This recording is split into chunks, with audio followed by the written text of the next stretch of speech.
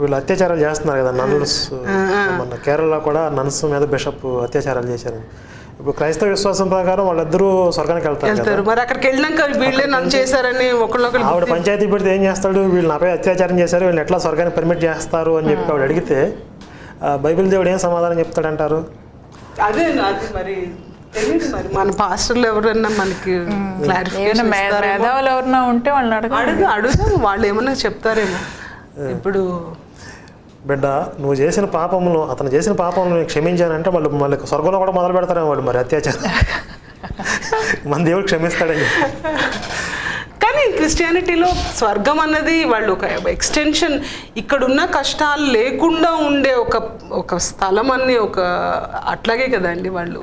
అంటే ఇప్పుడు ఆ స్వర్గంలో ఏం చేస్తారండి వీళ్ళు అనంతకాలం? అసలు దానికి ఇక అంతం లేదంటారు కదా, ఈ అంతకా ఇక అసలు ఏమీ లేకుండా అహర్నిశలు అమెరికా